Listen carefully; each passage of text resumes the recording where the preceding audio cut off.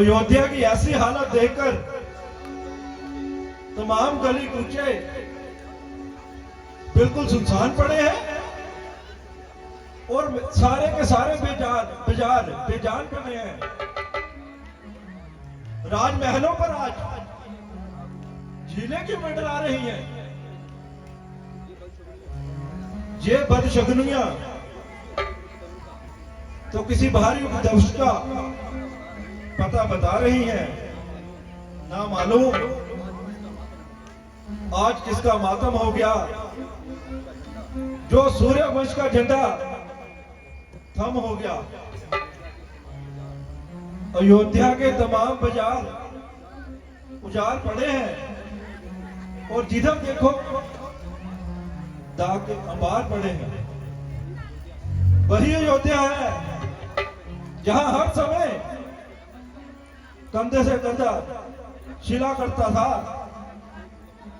और प्रत्येक गुजरने वाले को बड़ी कठिनाई से जाने का रास्ता मिलता था। वहां ना केवल आता जाता ही दिखाई देता बल्कि किसी का बोल भी सुनाई तक नहीं देता था। भ्राता जी, बेशक हालात तो खराब ही नजर आते हैं।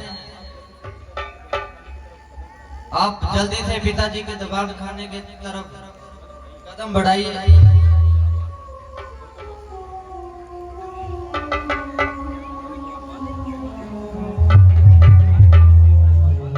अरे द्वारपाल, ये क्या कारण है कि तमाम नगरी की ऐसी दुर्दशा हो रही है?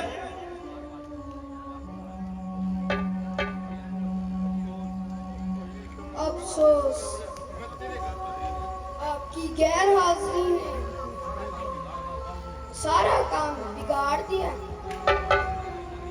और इस हरी भरी नगरी को बिल्कुल उजाड़ दिया। वो कौन सी जुलूस गड़ी थी और जब आप ननिहाल को तशरीफ ले गए, अयोध्या की जड़ों में बारूद ले गई। ना आप यहाँ से तशरीफ लेके जाते, ना अयोध्या के लिए दिन आते। आखिर मुझे कोई कारण भी तो बताएगा। महाराज, महलों में तशरीफ ले जाइए, वहाँ सब बात मालूम हो जाएगी। ठीक है, हम अभी महलों की ओर जाते हैं और इस बात का पता लगाते हैं।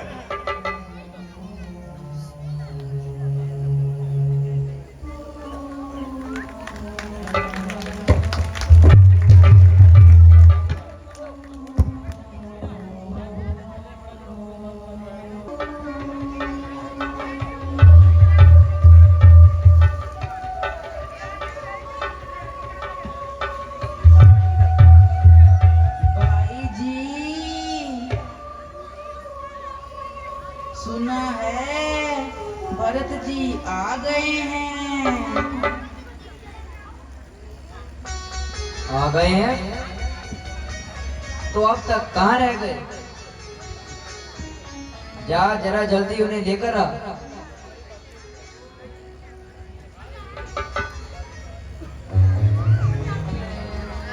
वो देखो, वो सामने ही आ रहे हैं।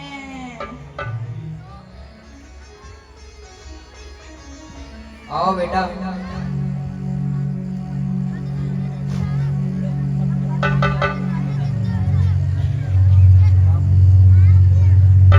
माता जी,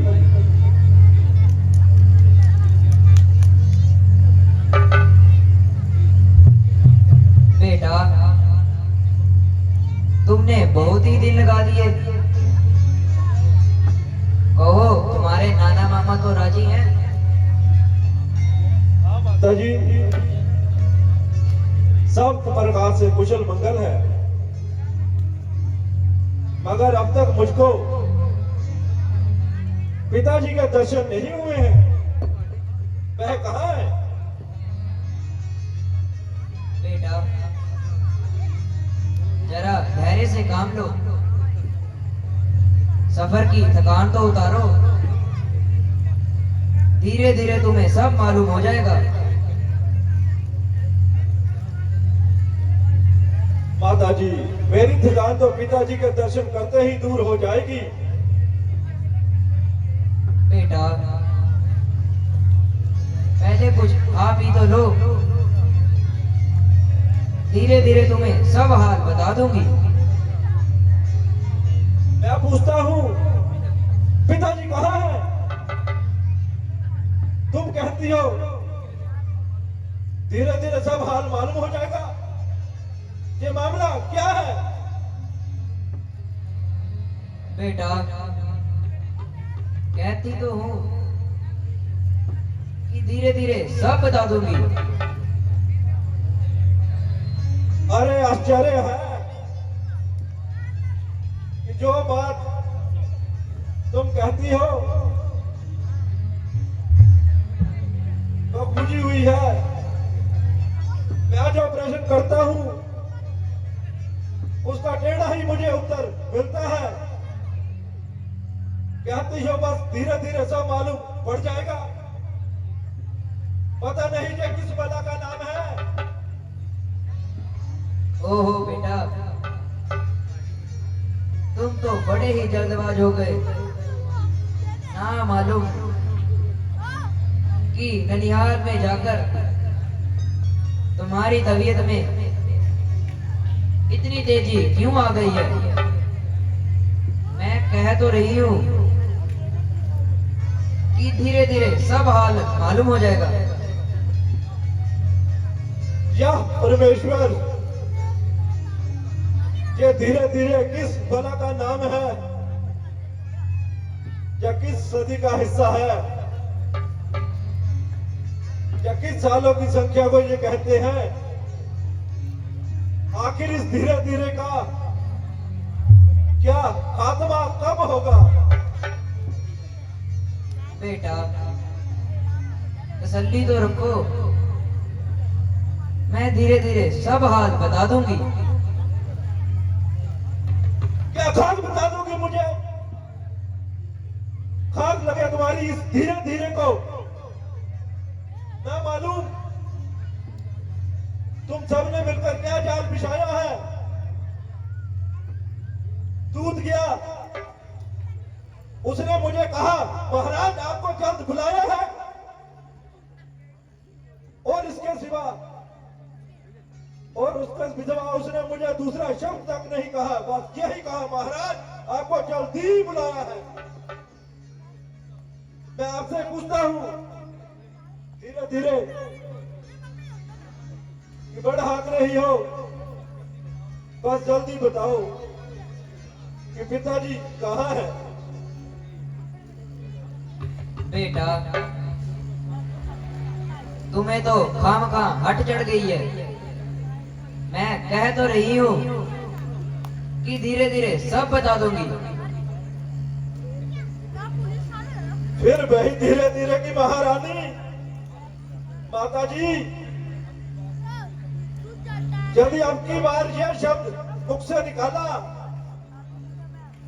तो मैं तत्काल ही अपने प्राण यहीं पे त्याग दूंगा। जल्दी बताओ कि पिताजी कहाँ है? बेटा शोक, तुम्हारे पिता तो अभी सुधार गए हैं। क्या कहा? आप पिताजी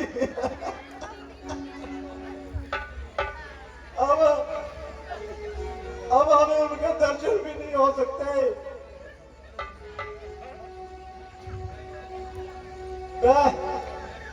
पिताजी आप स्वर्ग सिधार गए। शोक,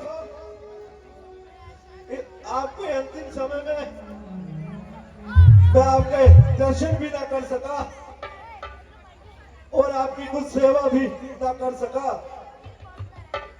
भाई रामचंद्र जी और लक्ष्मण जी भाग्यवान है जिनके हाथों में पिताजी ने अपने प्राण त्यागे हैं। अच्छा माता जी, ये तो बताओ कि उनको रोग क्या था? बेटा उठो।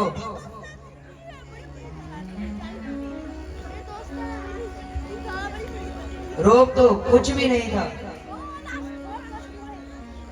बस हाय राम हाय लक्ष्मण करते हुए उन्होंने अपने प्राण त्याग दिए। ये क्या कहा? भाई रामचंद्र और लक्ष्मण भी यहाँ नहीं उपस्थित था? हाँ बेटा, वह तो पहले वन को चले गए थे। उन्हीं की जुदाई में तो महाराज ने प्राण त्याग दिए। तुम्हें तो बिल्कुल याद तक नहीं किया। हाय हाय, ऐसा अनर्थ कि चार चार पेटों में होते हुए भी अंतिम समय में एक भी बेटा पिताजी के पास नहीं था। भ्राता राम ने ऐसा कौन सा पाप किया जो वन में जाने पर वो विवश हुए? जरा मुझे स्पष्ट तो बताओ माता जी। बेटा असल बात तो यह है कि महाराज ने राम को राज तिलक देने की तैयारी की थी। मुझे तो खबर तक भी नहीं थी। भला हो बेचारी मंथरा का, उसने मुझे फूल अभिभाष से सूचित किया। मैंने उसी समय दो वचन पूरे करने का प्रण कराया और अफसर की थकान देखकर अपने दोनों वचनों को पूरे कराने के लिए उनको मजबूर किया। अर्थात राम को 14 वर्ष के लिए वनवास और तुम्हारे लिए राज तिलक मांग लिया। परंतु उन्होंने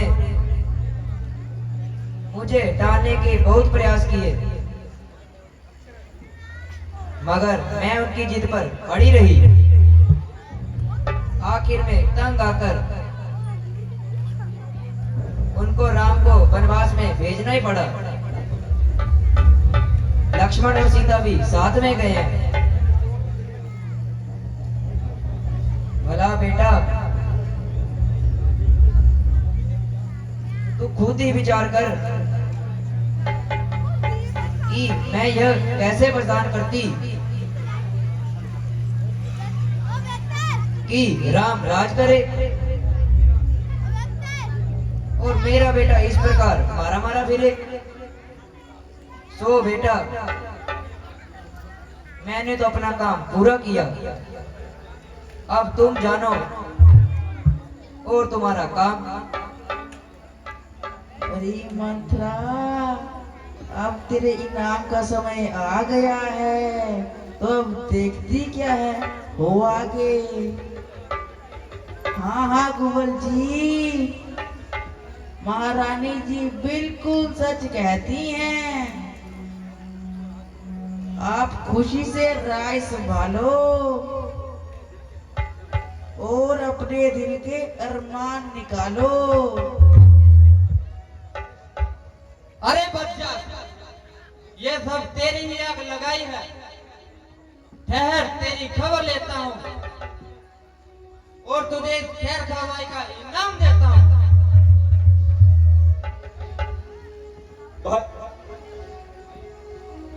भाई जो कुछ होना था वह तो हो गया।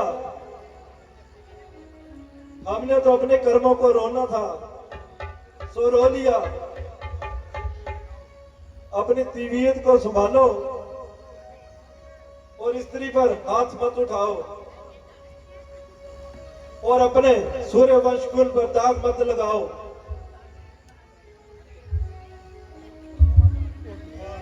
अरे ओ कमबख्त चुड़ैल, जल्दी यहां से काफूर हो जा और मेरी आंखों के सामने से दूर हो जा।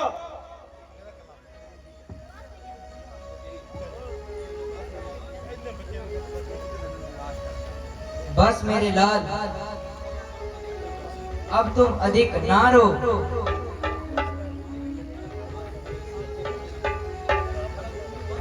बस अब मेरे सामने से दूर हो जा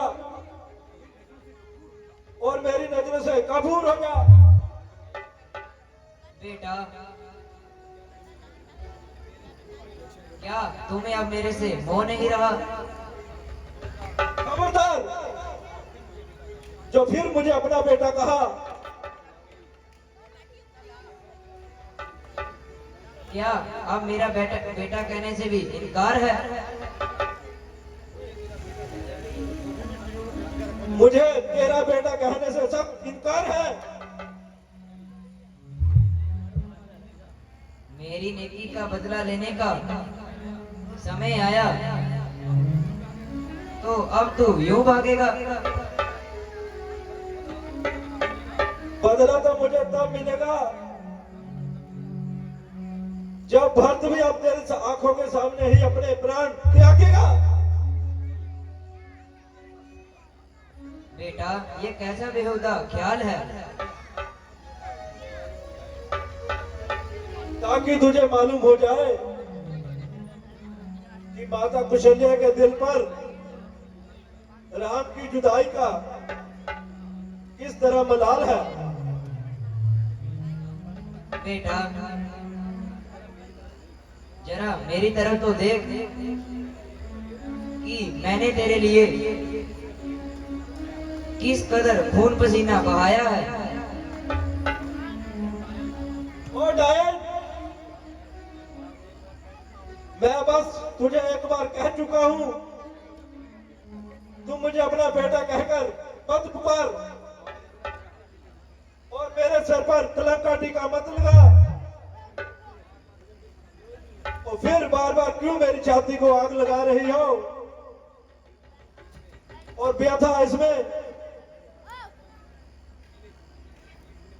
और व्यथा मेरे सीने में तीर चला रही हो। ओ मेरे पीड़िता पिताजी के तूने प्राण लिए, धर्म की साक्षात मूरत भाई रामचंद्र जी को बेगुनाह वनवास दिलवाया और सीता जैसी सतवंती प्रतिभा भाभी को सब कुछ भ्रष्ट किया। मेरे प्राण से प्यारे भाई लक्ष्मण को खाक जंगलों की खाक सुनवाई और माता सुमित्रा और कुशल्या के तूने कलेजों को शरणी किया है। तमाम अयोध्या बर्बाद कर दी, रघुवंश का कुल नष्ट किया। और यह पापिन इस तरह पाप करते भी तू मेरी माता बनकर मुझे भी इन पापों में अपना भागीदार बनाना चाहती है। मुझे मैं तो अब इनमें एक फल भी भुगतने की समर्था नहीं है, बल्कि चिंतन करने से ही तो आत्मा मेरी कांपती है। मगर तुझे जरा ध्यान भी नहीं, बल्कि रंग पे रंग चढ़ रहा है। अरियो जालिम, यदि तेरा दिल पवित्र है तो दुनिया का मुंह कौन पकड़ सकता है? किसके सामने मैं जाऊंगा? वह मुझे वही दाना देगा। आ गया कहेगा बेटा। दुनिया में जब कोई पाप करेगा तो लोग मुझे यही कहेंगे, इसने तो क्योंकि के बेटे भक्त को भी नाश कर दिया। ऋषि मुझे लग धिक्कारेंगे। जो मिलेगा वही मेरे मुख पर थूकेगा। बात बात पर जो कहेंगे, आखिर यही ककेई का बेटा है। हाय हाय, माता कौशल्या को यही निश्चय होगा कि जैसा कुछ भरत की चाल है। हाय हाय, ओ हत्यारी, इससे बेहतर तो यही था कि मैं पैदा होते ही मुझे घोड़ा कोटकर मार देती, ताकि मैं आज का दिन, मुझे यह दिन देखना नसीब ना होता। हाय हाय, क्या करूं? मुझे तो अपने भ्राता राम की नाराजगी का ख्याल है, वरना तेरी जैसी माता के साथ क्या करूं? आए पिताजी, आपके मरते ही तमाम जमाना शत्रु हो गया और भ्राता रामचंद्र भी यहाँ उपस्थित नहीं। अब कौन हमारी वीर बधाए?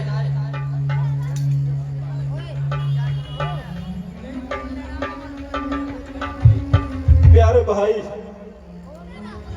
तुम्हारे लिए तो मैं रामचंद्र उपस्थित हूं। रामचंद्र नहीं है तो मेरे लिए नहीं है।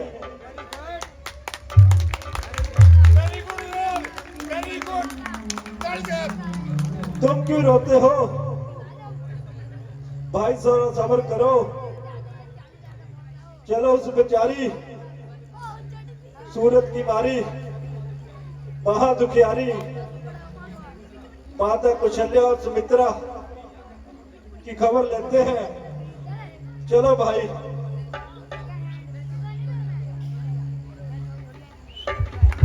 Very good, very good.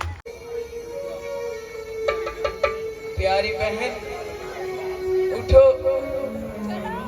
पहचानो तो सही कि कौन है। हाय, कैसे उठूं? उठा भी जाए, जरा आंखें तो खोलो और पहचानो।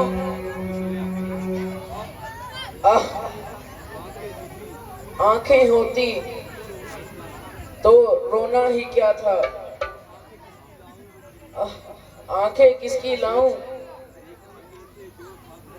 देखने के थे जो साधन वो तो सारे चल दिए, खाली गोलक रह गई, आंखों से तारे चल दिए। ए भाई, तू ही बता दे कि कौन है। माता जी, आपका महानीच और पापी बेटा भरत हूं मैं। भरत?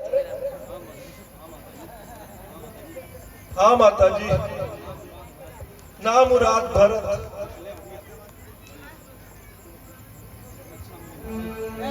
अच्छा मेरे लाल, प्रणाम माता जी। चिरंजीवी रहो पुत्र। कहो बेटा, कब आए हो?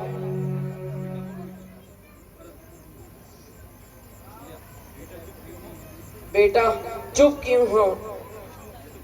कुछ मुख से तो बोलो। क्या क्या मुझसे नाराज हो? बेटा,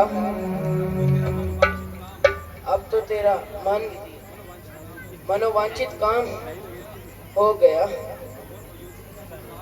और अयोध्या का कुल राज तेरे नाम हो गया।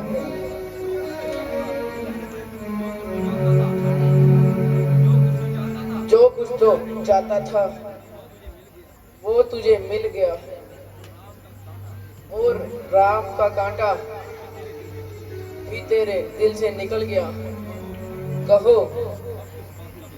अब किस बात का विचार है? अब तुम तो हो अयोध्या के मालिक। हाँ, यदि मेरी सूरत नहीं सुहाती तो मुझे जिंदगी भी नहीं निभाती। मगर क्या करूं? ये बेशर्म जान निकलने में नहीं आती। मगर कुछ खा के मरती हूँ तो आत्महत्या का पाप होगा। अगर जिंदा रहती हूँ तो तेरी जान को संताप होगा। मगर तसल्ली रख, अब मैं अधिक दिन जीवित नहीं रहूंगी और खुद गम में घुल कर मर जाऊंगी। अगर ना भी मरी, तेरे काम में मेरे जिंदे रहने से कोई खलल नहीं आ सकता। अगर राम का ख्याल हो तो वो 14 साल के लिए वन को जा चुका है और उससे पहले वो अपनी शक्ल नहीं दिखाएगा। जाओ यो जड़ाओ और अपने मन के मंगल लगाओ। माता जी, न जाने भरत से कौन सा खोटा कर्म हो गया जो आप जैसी सुशील और धर्मात्मा माता को मेरे लिए ऐसा भ्रम हो गया। माता जी, मुझे आपके चरणों की सौगंध है जो मुझे कभी भी इस प्रकार का जिक्र आया हो या मेरी जुबान से कभी ऐसे विचारों का इजहार भी हुआ हो। अगर मुझे इस षड्यंत्र का पता होता तो मैं इससे पहले आपका कसूरवार हूं माता जी, और इस पाप के बदले जिंदा जल मरने के लिए तैयार हूं। माता जी, क्या आपको विश्वास है कि मैं अपने भाई रामचंद्र जी को वनवास दिलाऊं और स्वयं अयोध्या का राज संभालूं और ऐश उड़ाऊं? हाय माता जी, आपको ये यकीन हो गया कि भरत का हृदय ऐसा मलिन हो गया कि भ्राता जी, माता जी, यह तो मेरी ही खोटी तकदीर है कि भरत आपकी नजरों में इस तरह फकीर है। अफसोस, पिताजी के मरते ही चारों ओर विपत्तियों के बादल छा गए और निस्संदेह अब इस कुल के अंतिम दिन आ गए। यदि बड़े भाई राम ही उपस्थित होते तब भी जिंदगी के दिन काटने आसान होते, क्योंकि वह मुझको पिता के समान थे। किंतु शोक, वह भी मुझसे मुंह मोड़ गए और मुझ जैसे बदनसीब को यह दुख सहने के लिए यहाँ पे छोड़ गए। आपसे तो माता जी मुझे पूरी उम्मीद थी कि मुसीबत में धीर बताएंगी और आप अपना दया का हाथ मेरे सर से ना उठाएंगी, परंतु आप तो पहले ही कड़वे करेले तोड़ रही हैं माता जी, और इस सारी शरारत को कांटा मेरे सर पर फोड़ रही है माता जी। अच्छा माता जी, आपको अधिकार है, जो कुछ दोष लगाए भरत सब कुछ सहने के लिए तैयार है। ना उस पापिन के पेट से पैदा होता और ना ही मेरे बारे में आपका ऐसा ख्याल होता। भला इस प्रकार हाल करने की बजाय अगर तलवार से मेरी गर्दन उड़ा दो तो आपकी बड़ी मेहरबानी होगी, ताकि जान निकलने में आसानी हो। माता जी, परमेश्वर के वास्ते इस बेरहमी से मेरी जान मत निकालिए और ऐसे गहरे जख्म मेरे कलेजे में मत डालिए। हाय हाय, मेरी मौत भी मुझसे डर रही है और उसे जहां आते हुए क्या जाने मौत फड़ रही है। अरे ओ परमेश्वर, मुझे मौत की खैरात दो और सब शत्रु हो गए, आप तो मेरा साथ दो। बस माता जी, क्षमा कीजिए।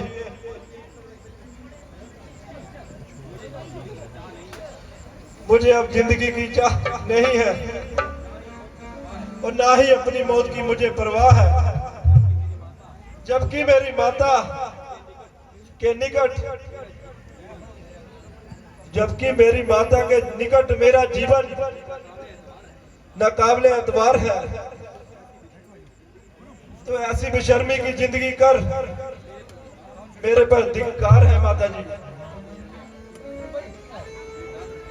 बेटा, मैंने अपनी मनुष्यता का फल पा लिया और बहुत रंजों का मुखा लिया। परमेश्वर के वास्ते अपनी तबीयत को संभालो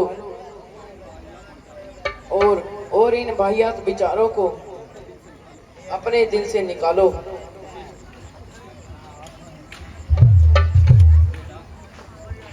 बेटा, पहले महाराज के शव को संस्कार करना चाहिए और कुछ सामान की जरूरत हो जल्दी तैयार करना चाहिए। गुरुजी, अफसोस है कि आपकी उपस्थिति में ऐसे ऐसे अत्याचार होते रहे, मगर ना मालूम आप किस गहरी नींद में सोते रहे। गुरुजी, बेटा, जो तुम कुछ कहते हो वह सब सत्य है। तुम्हारी सब चतुराई खाक में मिल गई और वह बात पूरी हुई जो कैकई के जुबान से निकल गई। खैर, इन गए गुजरों को बात से गुजारो और अब इन बातों का क्या जिक्र करना। पहले महाराज के दाह संस्कार का जिक्र करो। चलो महाराज का दाह संस्कार करते हैं।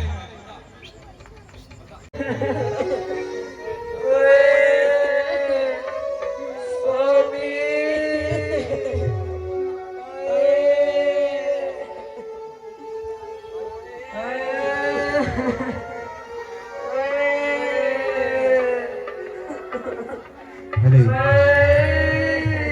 हेले बोलिए श्याम नाथ भगवान हेले भागती सभी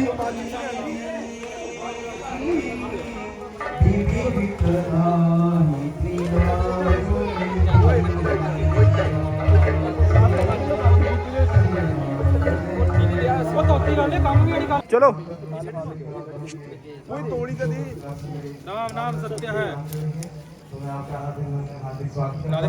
भगवान की कृपा से आपकी कंपनी रहे तो अभी बच्चों को मौका दिया